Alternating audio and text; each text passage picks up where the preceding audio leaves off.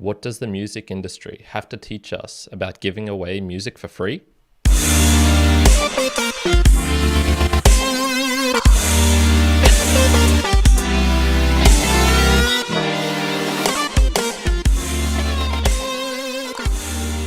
Welcome everyone to another episode of the Value for Value podcast, broadcasting live here on the 18th of March, 2024.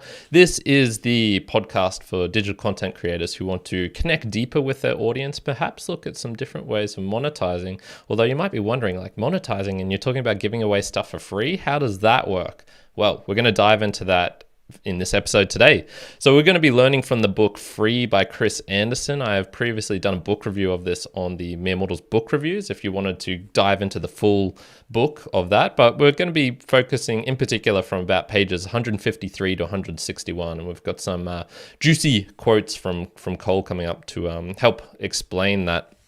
So what we're going to learn in particular is a marketing / growth tactic, if you want to put it that way, some counterintuitive behavior that you'll see from your audience and your friends, and also how to face the fear of free.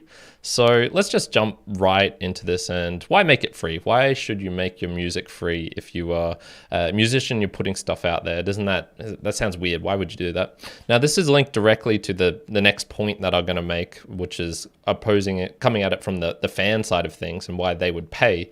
But we'll start here. We'll start from the creator side first, because this is the Value for Value podcast is mostly directed at people who are trying to understand, if you're a creator, why you would do this, because you've got to do this first and then you can get the value back from your audience. Now, the reason to offer your creation for free is that wide interest in your product will ultimately allow you to make more money off of it, or perhaps even freedom is the better way to categorize this. And then once you have freedom, you can choose to make money however you want. Essentially, once you get to a high enough level as a musician, and I'm going to be focusing just on musicians today, but these apply broadly to other types of creators, but we'll focus on the musician niche. You can do whatever the hell you want. Once you've got freedom, once you've got enough money, it's like now you just get to choose what you choose to create, how you go about doing it, and trying to find the most exciting, interesting ways. And you might be thinking, okay, well, I'm not Kanye, I'm not Ye, I'm not at this high enough level where I can just do whatever the hell you want. Well, I think a lot of the value for value concepts will allow you to get to that level if you're aiming for stardom, if you're aiming for things like this. And it's essentially the acknowledgement, I think, if you're giving something away for free, that you could make a small gain now if you were to just keep it locked in and like, here's a price on it. I want to create this and I want some immediate gratification from that. But it's going to really stunt your growth. Or you can have, none of the upfront payments, but you're much larger in the future once you have grown, once you can do whatever the hell you want. So we're going to start off with a quote from page 155 here of the book. And we're going to learn how Prince did something a little bit counterintuitive of not only just giving his music away for free, but actually paying to give it away. So Cole will take us away here. How can a music CD be free? In July 2007, Prince debuted his new album, Planet Earth, by stuffing a copy, retail value $19, into 2.8 million issues of the Sunday edition of London's Daily Mail. The paper often includes a CD, but this was the first time it featured all new material from a star. How can a platinum artist give away a new release? And how can a newspaper distribute it for free of charge? Prince spurred ticket sales. Strictly speaking, the artist lost money on the deal. He charged the Daily Mail a licensing fee of 36 cents a disc rather than his customary $2. But he more than made up the difference in ticket sales. The purple one sold out 21 shows at London's O2 Arena in August, bringing him record concert revenue for the region. The Daily Mail boosted its brand. The freebie bumped up the newspaper's circulation 20% that day. That brought in extra revenue, but not enough to cover expenses. Still, Daily Mail execs consider the giveaway a success. Managing editor Stephen Mirren says the gimmick worked editorially and financially. Because we're pioneers, advertisers want to be with us. Thank you, Cole. Love that. That's exactly how I imagine they would they would sound as well. So it's interesting to note with this kind of explanation with this deal that happened that neither party actually made money out of this in terms of the strict financial dealings between Prince giving away his CD to selling his CD, I guess, to this newspaper, and then the newspaper actually distributing it. Neither of them actually made money from it, but they both had these kind of like intangible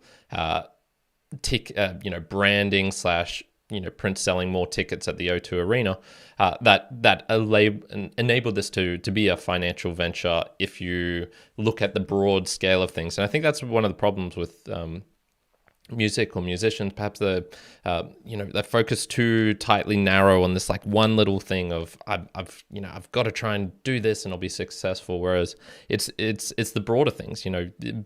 Traveling around the world might not help your music in this like one particular instance of like I'm not actually creating music, but it can give you exposure to all sorts of experiences, sounds, things which will enable you to create better stuff later on. And I think this sort of thing is happening here. I'm going to caveat this, that this all requires, I feel like it's a rather tiny leap of faith, because measuring second order, third order effects of what they've done here is going to be very, very hard. How we hear that he sold more tickets, but how much did he actually more would he have sold or not have sold if he hadn't done this? So, we're doing some kind of like, counterfactuals. If this had not happened, what would have happened, that sort of deal.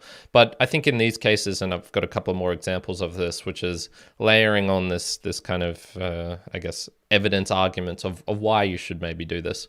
And I think by gaining more exposure at the, cost of some small potential profits he could have made from the advertisers, from the actual Daily Mail itself, Prince made a huge windfall with the concert.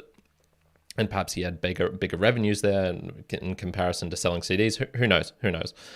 But this is why I advocate for similar reasons for podcasts as well, that sticking your content behind a paywall where it's impossible to get to without paying, or being exclusive, for example, on somewhere like, Spotify was trying to do this. And we've seen recently all these podcasters who were exclusive there jump ship and wanted to be everywhere, because you're stunting growth. You're really hurting yourself by narrowing your niche to like, you can only get it here or you have to pay for it here. And the only times I've really seen this work is for really large creators who already have a very well-established audience. And I don't even think they do it for monetary reasons, to be honest. I'm pretty sure they paywall their content and put things behind stuff like that, not because it pays the most, but for other reasons, such as wanting to limit their message to a certain set of people, or to not have feedback from X a number of people, which I know for a fact is what happens with a content creator I follow called Andreas Antonopoulos, a Bitcoin guy who's a Bitcoin educator who's been doing it for like 10 years, and he is exclusive on Patreon pretty much for all of his stuff, because he just doesn't want to deal with all of the random noise that he gets. So this is why we see, okay, this is maybe why I should give it away for free from the creator side. But then let's go on to the next point, which is, well, why pay if it's free? And if we see creators are willing to work for free, and we've definitely established that in the last episode, why would fans pay if they can get it for free? I was actually having a chat with a lovely young lady named Hannah, who was she's doing like an article on one of the places where you can listen to this very podcast, on True Fans. You can listen to it live there, or post hoc.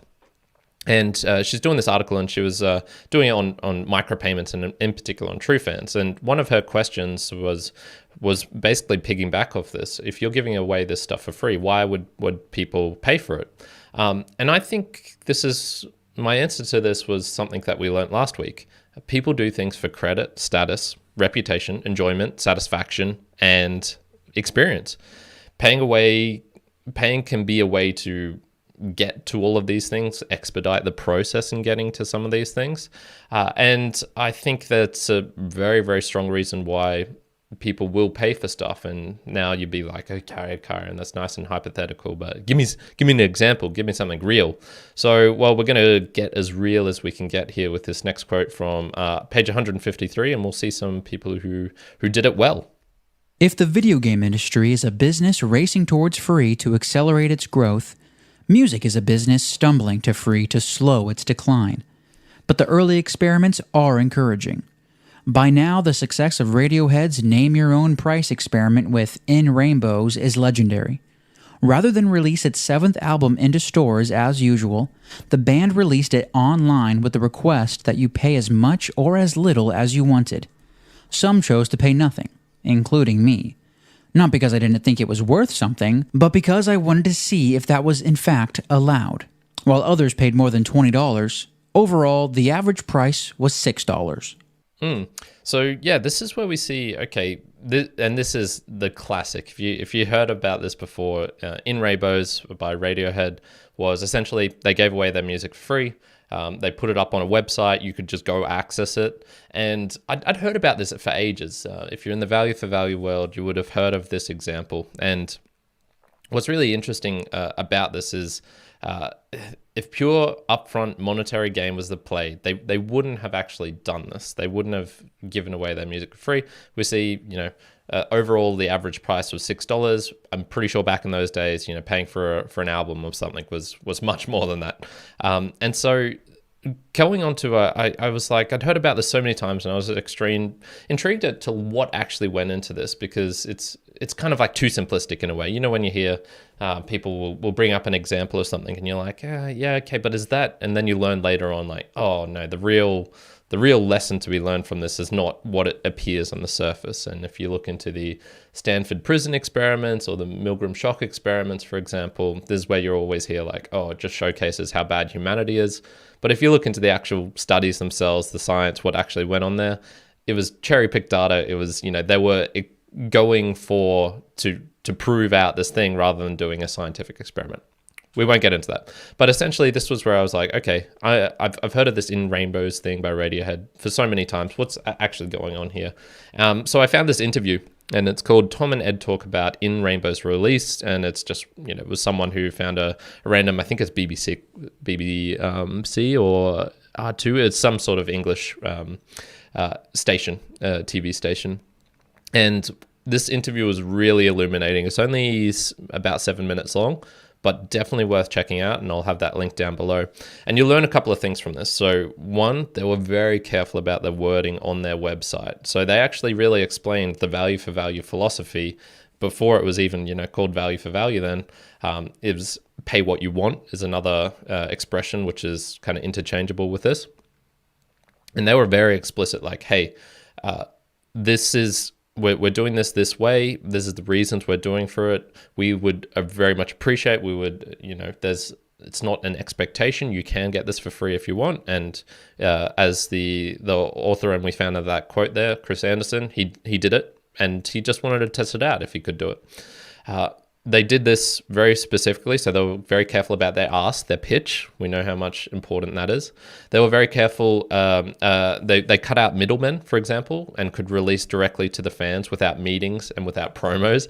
It was hilarious watching this clip, and then them just talking about how much they detest meetings, and it's like, yes, thank you. So the actual interview itself would have been published relatively recently after the release of the actual album. I'll have to go back and check that. I'm just responding to a comment here in the YouTube chat at the moment. Another thing was they didn't have to wait 3 to 6 months to actually release it. They could do it as soon as it was done. And I'm sure if you're a musician, you've created your work of art, you've created this piece, and then you just have to wait because you need approval by this place. You need the marketing budget to get approved. You need this to be done, and they would talk about how they would finish the album. Do all the editing, last samples chopped, everything's good. This is exactly how we want it, and then 6 months you're just sitting on it and just going like twiddling your thumbs, like oh. And so they said no. This is why we could release it straight away, and the benefit of releasing it straight away was They didn't have to worry about the inevitability of it getting leaked. And so by releasing it like this, they could actually control the distribution mechanism, because these things always get leaked. Once you've created something, it gets leaked out somehow. And so they released it for the, not to be greedy, but for the spirit of music. And funnily enough, for the spirit of music and doing things this way actually ends up resulting in more of a monetary gain, because if you read the book, the next page talks about how the album was their most successful, how it did so well. This could be adjacent to the actual pay what you want V for V philosophy, but it certainly didn't hurt what happened. So all of this is very V for V-esque. And if you go to the pay what you want article on Wikipedia, it also shows how it's known as the value for value model, and links to a blog post talking about no agenda. So pay what you want, value for value, they're very similar. And once again, another example of seeing how, okay, something's been given away for free, and you would expect self-interest. People would just pay zero if you can get it for free. Why would you not do that? But no, we see, okay, no, they actually got $6 on average, which is pretty bold and pretty amazing, considering it was one of the first times that they did this. Now, I think it's worth talking about why this seems so scary. And I just mentioned Wikipedia there, and as I mentioned, I was doing a bit of research on this album itself. And if you go into the Wikipedia page of this album, it talks about the response to what they did for this Pay What You Want release. And they've kind of got two sections. The first section is talking about how people were praising it. Bono was saying it's courageous, imaginative. Courtney Love was saying, the kamikaze pilot in me wants to do the same thing. I'm grateful Rainbow's Radiohead for making the first move and doing this. And then we see the other side of it, which was the criticism. And this is really interesting because a lot of this is really fear-based. So we've got some quotes from Lily Allen saying the release was arrogant and sent a bad message to less successful acts, saying, you don't choose how to pay for eggs. Why should it be different for music? Sonic Youth bassist Kim Gordon said, it seemed really community orientated, but it wasn't catered towards the musician brothers and sisters who don't sell as many records as Radiohead. It makes everyone else look bad by not offering their music for whatever. And then the Guardian journalist Will Hodgkinson argued that Radiohead had made it impossible for less successful musicians to make a living from their music. And I think this is worth addressing. Like, why does this seem so scary to other people? It's not Radiohead who were or their fans who were criticizing what they did. It's just these like other relatively well-known musicians as well. And it's because they have this zero-sum mentality of like it's all, the criticisms themselves were all about money as well. You notice that? You notice how it was all about the money, and it wasn't the spirit of the music, of releasing, of giving it directly to fans, to have this direct interaction of being able to be in control of your own music and doing what you want with it. None of it was addressed towards that. It was all about this money side of things. And I think they were afraid of change, and having to adapt is probably the main argument I would be saying there. And we're going to learn from someone as well. And page 157 teaches us about this. So we're going to have another Cole quote here. What's particularly interesting is that the same pragmatism about the need for the industry to embrace new models is shared even by the biggest winners of the old way. Interviewed in 2008 about the impact of file sharing on his label, G Unit Records, the rap artist 50 Cent had the advantage of perspective of also being an artist. Sure, file trading was hurting his label, but there is a larger war to be won. The advances in technology impact everyone, and we all must adapt. What is important for the music industry to understand is that this really doesn't hurt the artists. A young fan may be just as devout and dedicated no matter if he bought it or stole it. The concerts are crowded, and the industry must understand that they have to manage all the 360 degrees around an artist. They, the industry, have to maximize their income from concerts and merchandise. Yeah, I think this teaches a couple of things on both sides of the equation. Thank you, Mr. 50 Cent, for that quote, and for Cole for reading it out.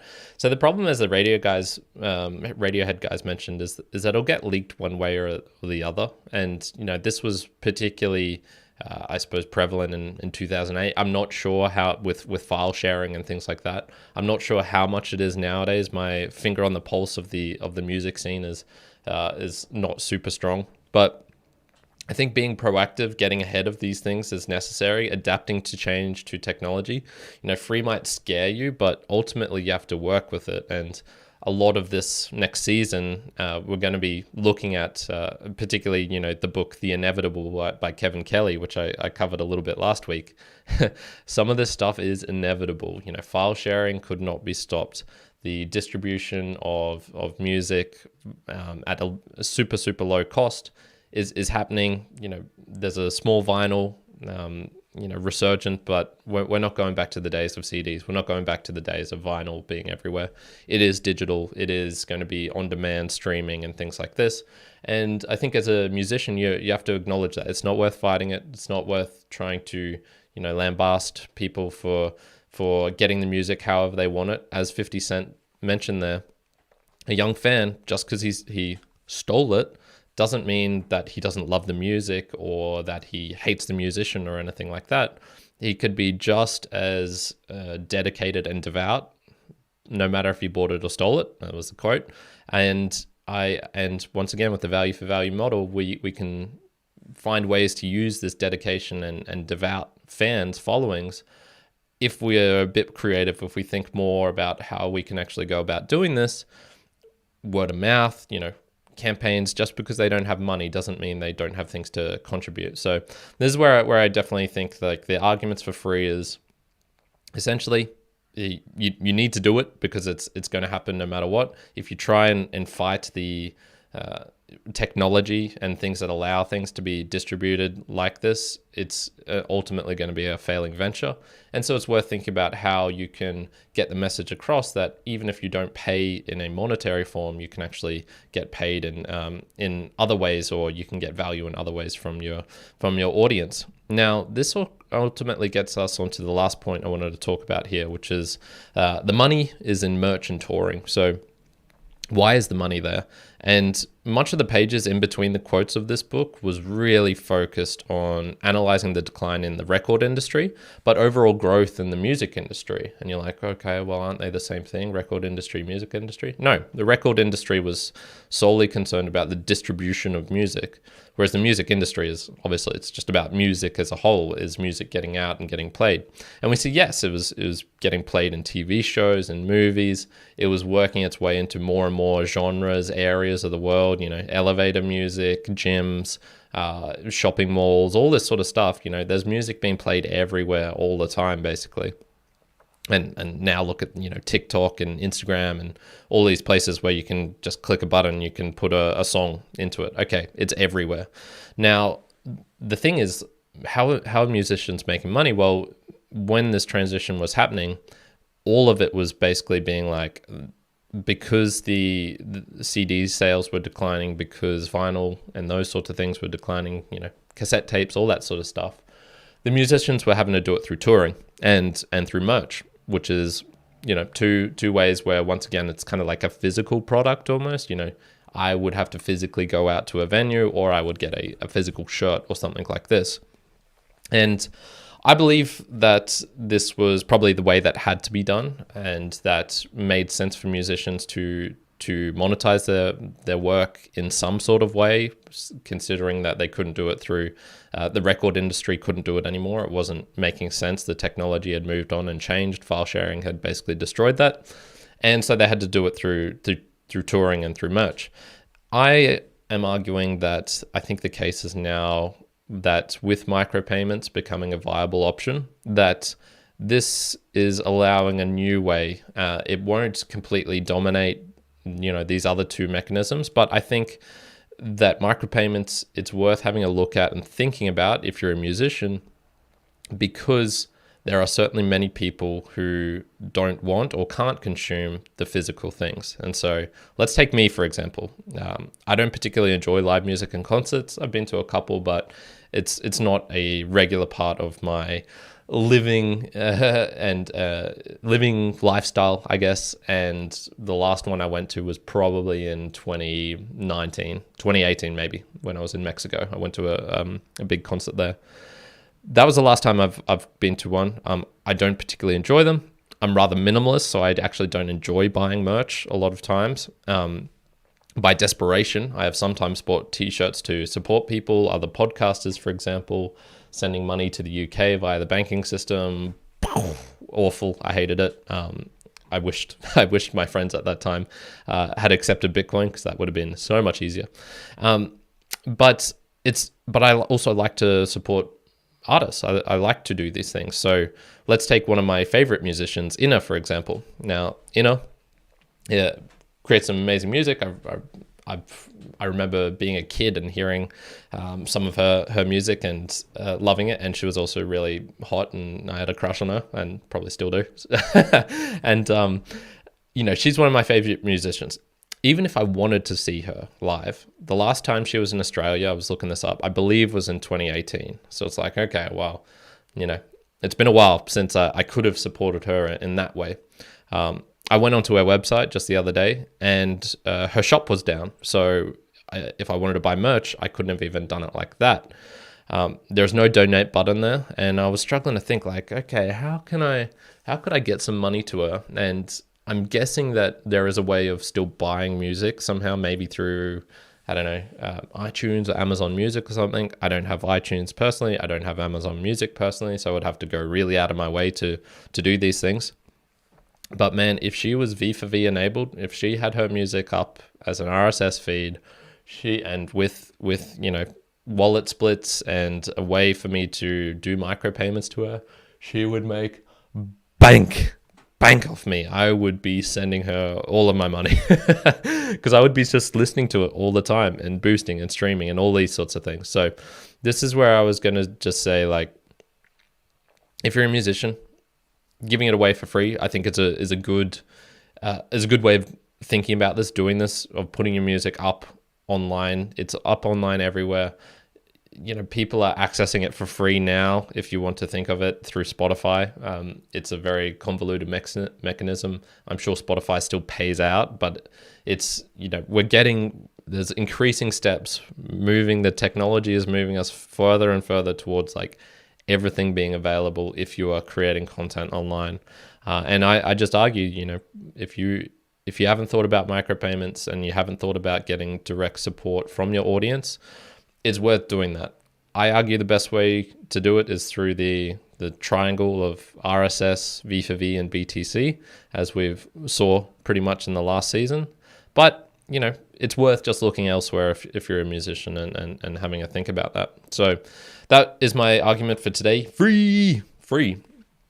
Let's jump on to the Boostagram Lounge. And I really want to thank some people for helping support the show from last week. So Mr. Adam Curry, please take it away.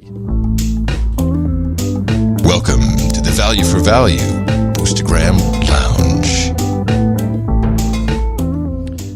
Yes, so the Boostagram Lounge, for those who don't know, is where I thank the people who help support this show, and in particular in the monetary aspect. We'll talk a little bit more about how you can support in a non-monetary aspect at the end.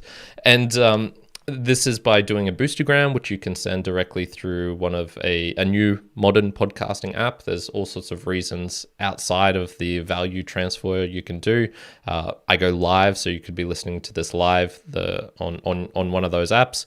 I put chapter images there so that you can have interesting things, and you'll see stuff like Sven's Bitcoin gifts, which I put in there to help brighten up, make it more interesting. You can get transcripts in there, notifications as soon as the podcast goes out and is released, all these sorts of things. So good reason to check out some of these apps. If you go meremodelspodcast.com/support, you'll see a list there of where you can actually go and find these apps. I've done a run through all of these sorts of things.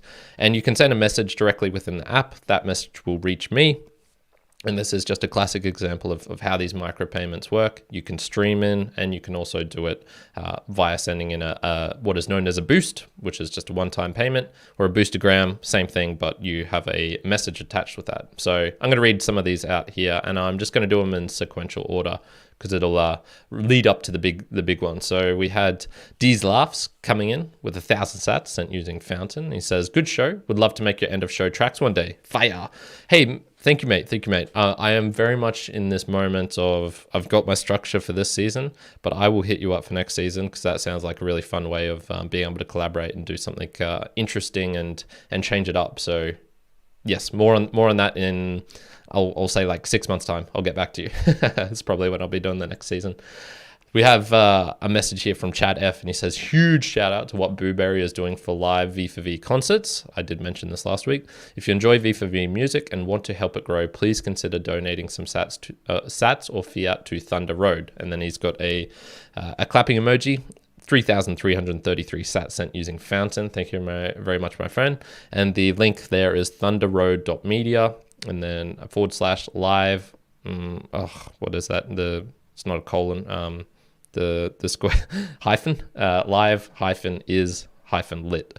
I'm gonna have the link to that in the show notes. I've also included them as a 5% split to this very podcast and this very episode. So I really love what Booberry is doing for live music, of creating these concerts where you can essentially do what I'm talking about. This is what we're talking about. The musicians are doing this concert for free. You could jump into the live stream at any point and just watch the whole thing without having to pay a single cent. Or you can jump in and contribute, show some support, like I will be doing, unless I'm flying in mid-flight to Brazil, which is possible. I will be doing that, and it's just a really exciting avenue of I think the future of music, of things are changing. I did see a lot of streams coming in here from Sam Sethi, the founder of True Fans, and then check this out, Sam Sethi. 100,000 sats sent using True Fans. Baller. I don't have any of the sound effects, but thank you very much, Sam. Oh my God. Thanks. And he says, "Thank you so much for your kind words and support. Building an app at the bleeding edge of tech is super hard, often rewarding, but sometimes very frustrating." And once again, so if you're wondering how much, I'm talking micropayments, and you're like, oh, they're sending these sats. What are these random things? The equivalent of that at current prices is about 105 Australian dollars. So Sam, thank you very much. You paid my hosting for a year. I don't know. Thank you so much for doing that, mate. I really do appreciate that. And I highly recommend people check out True Fans, because it's one of these places where an app, progressive web app, so it can be used on your desktop, on your iPhone, whatever phone you're on, Android. And it's got all of these functionalities. He has everything in there. It's a sweet app. I'm going to be recommending it more, because he's really creating something interesting there. And like I said, I did a little interview for someone who was also very interested in it and writing an article on it. So I will also link that when it comes out. Chad F says in the chat, "That's me." Thank you, Chad. Very much appreciated for joining us in here as well. So let's jump on to, I suppose, some current developments, latest developments, things that are interesting. Like I said, Thunder Road Media at getalby.com if you wanted to help support that live things that are going on. It really gives me the same vibes as what was going on with Ablecraft when I was tuning into that show like 2 years ago, where it was just, Sir Spencer and this guy Abel Kirby, and they were creating basically the first album specifically to be able to release it in a value for value format. And that was Abel and the Wolf. I will be playing one of their songs in the near future. And I think this is it's a pillar in what's going to be something that is really, really big. And V4V music, that's why I'm talking about it today. I think it's really interesting. Now, this is slightly off topic from music, but it's very much on the same trend of someone who was doing something digital and having to adapt with the times, change, make their money through not exactly the way they wanted to, and then find exactly their niche and how they could do it directly through their art and through their music. And so there's this guy called Beeple. If you haven't heard of Beeple before, he's basically an artist, and particularly digital art. He'll do some 3D rendering and things like this, but mostly it'll be what you would imagine is a JPEG image. And he's been doing this for a long, long time. I listened to this interview with him, and he was, creating this stuff, and he was like, okay, well, I put it on YouTube videos, but it wasn't really getting much traction. I was trying to direct people to my website, but that was hard. And then he realized like, oh, well, I can just put this on Facebook and I'm just going to put my art there. There was no way to pay for it. There was no monetary reason he was doing this. He was giving it away for free. What this led to was a lot of people becoming very interested in what he was creating, and it ended up turning out that he would get, how would he make money from his art? Well, he'd actually get these opportunities to work on and create for the Super Bowl halftime, Justin Bieber concerts, the background images behind him when he's on the big TV screens and things like this, and all of these sorts of things. So he's indirectly making his money through there. And I see one in the chat saying, Michael Joseph Winkleman, professionally known as Beeple, American digital artist, graphic designer, and animator.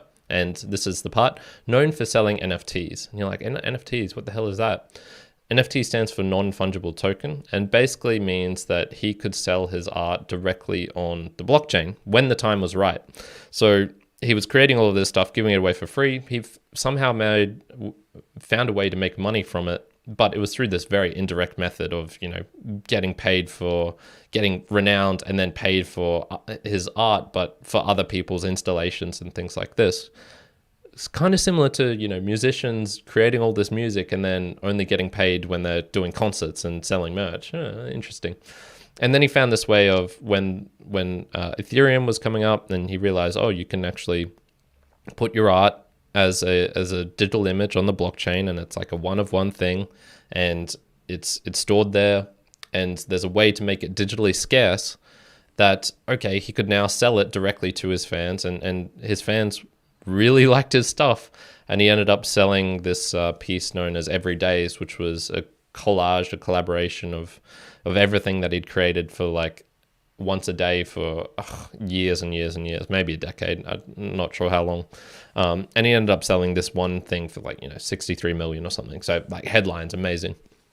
I think the lesson to take away from this is delayed gratification. He created his stuff. He put it out there for free. He found a way to like grind and make money through alternative methods before he found a way to connect directly with his audience and be able to, not only make money from them, but connect directly with them. So this is an interesting aspect of where you can see a digital artist has done something similar. Now, obviously with music, you can maybe do NFTs or things like this. I wouldn't particularly recommend it. I've looked at a lot of this stuff for the past couple of years, and I think that the way forward is through the mechanisms I talked about, RSS, because it's self-sovereign, it's decentralized, it's permissionless, and you can do value transfer through that, and then through value for value and Bitcoin on top of that. So I think the main thing to take away from him is definitely just putting your art out there for free, growing and creating a brand, connecting with your audience will lead to opportunities further down the line. And then this gets into my final section here, which funnily enough, why Bitcoin? Why would you, I just talked about Ethereum, NFTs, but why would I say that it's worth focusing on Bitcoin? And I see Mr. Robot in the chat, except that anyone can copy and paste any of their NFTs. It's a scam. The same argument could be made for putting music up in an RSS feed. Anyone can copy it and put it up. We're not seeing that behavior here. And I think it's ultimately it's kind of about this delayed gratification. And so, what is the ultimate delayed gratification? It's saving your money. And this is where I'm very much going to stay away from, not financial advice. I view BTC as the best way to do that. If you're new, you're going to hear about this thing called hodling, which is holding on for dear life, the backronym if you want, or basically a guy got drunk and spelled holding wrong, and which is ultimately just foregoing a quick win now for something better later. Once again, delayed gratification is what I'm arguing that musicians should do. It's certainly what I'm doing with putting all of this stuff out for free.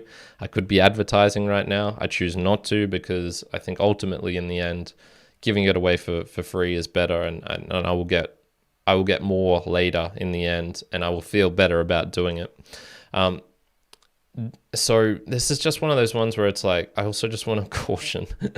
People are selling houses to buy this stuff. I wouldn't particularly recommend that. And I know someone who is doing this, and I've known someone 4 years ago doing the same thing. It ultimately gives you more options and therefore more freedom. I think just be very careful. Don't take it to the extremes. Because if you're listening to this for the first time and you're like, oh, streaming, micropayments, Bitcoin, you can get caught up in the investing side of things.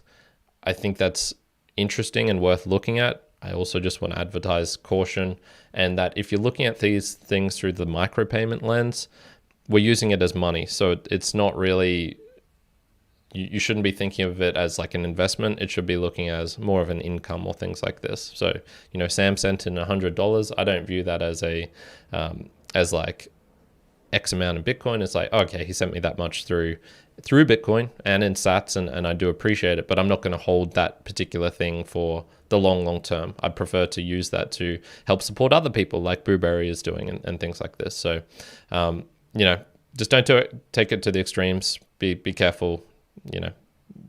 What makes it valuable is the peer-to-peer transactions, and so you'll also perhaps hear never part with your Bitcoin and things like that. But I think it's worth supporting your favorite artists and helping people like that. So let's go on to the last section here. I've got time, talent, and treasure. This is how you can support this show. So what I would really love is if you could share this with a digital creator. Also come join me live, like Juan has, like Mr. Robot has, like Chad F has, like Cole has. All very much appreciated. I love seeing these the comments down on the YouTube video. You can also just listen in live on any of the podcasting apps which support it, which in particular are Fountain, Podcast Guru, Podverse, True Fans, Curocaster. I'm not sure Castomatic. Yeah, those ones will do us for now. You can also come with some talent. So is there anything I can do to make this show better? What annoys you? What resources are similar to this ethos? Book recommendations similar to this, which you think highlights how the digital world is changing, and this is changing the way that content creators, particularly digital ones, interact with their audience. And if you have any books similar to The Inevitable by Kevin Kelly or Free by Chris Anderson, please send them my way. I would love to know these. And we also saw from Dee's Laughs last week, if you want to help collaborate as well, I'm down for it. And we'll see if I can fit you in for this season, but definitely for the future, I'm looking for opportunities to do something like that. And then treasure. 3 options. Do it through a new podcasting app. I just listed quite a few. You can do it through directly the Podcast Index website.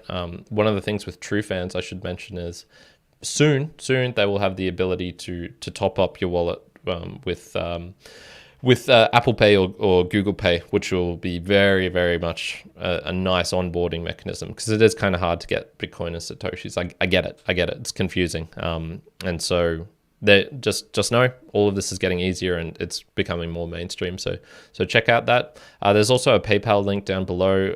Juan and I have agreed that we'll just send this directly to developers working on things. And like Sam, who is, like you mentioned, it's a hard gig. It's not easy. And so very much appreciated if you want to help support the show. All of the splits I've got going, 5% is going to developers, and another 30 or 40% is going to Cole, Sven, and the Doerfels for helping provide music. And speaking of music, we're coming to our last section here, which is we're going to be talking about playing a song, in fact. And this episode has been focused on free, and the song we actually have today is called Freedom by Vale Ramirez. And she actually reminds me of one of my favorite artists. Who is it? Inna. Her voice is very, very, very similar. So I was like, I have to play it for this one. I actually got to give a shout out to Cole McCormick through America Plus. This is how I found her, because he played one of her songs there. And it's really interesting seeing how artists are creating and finding ways to not only, create the art themselves, but express it, showcase why they were doing it. She's actually got a podcast about her songs, which is really, really cool. So I speak Spanish relatively well, so and can understand it. So I went into it, and so this song it's about risking everything. And I think this is perfect timing for this episode. You know, it's worth taking that risk, worth taking that gamble, putting your music out for free. You know, for her, the risking everything was leaving Colombia for the first time, leaving her comfort zone and trying something new. And you know, this is why this song is just one, it's a great song, I love it, but I think it's also fits in nicely with this theme. So this is Vale Ramirez. I believe her co-writer or co-artist is Dave El Ingeniero, which means Dave the Engineer. And she's going to take us away. And thank you very much for joining me. Live 10 a.m. Australian Eastern Standard Time on a Thursday is where on a Monday. That's the book reviews when I go live on a Thursday. And I really hope you join me for next week. Please send in a boost. And if you send in a boost now, you're going to be helping support Vale. So here we go.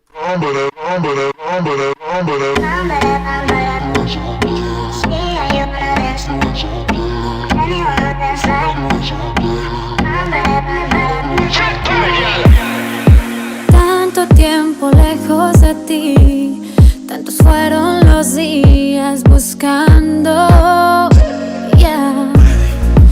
algo que me hiciera sentir, que acelere el latir de mi cuerpo, de quien no se atreve.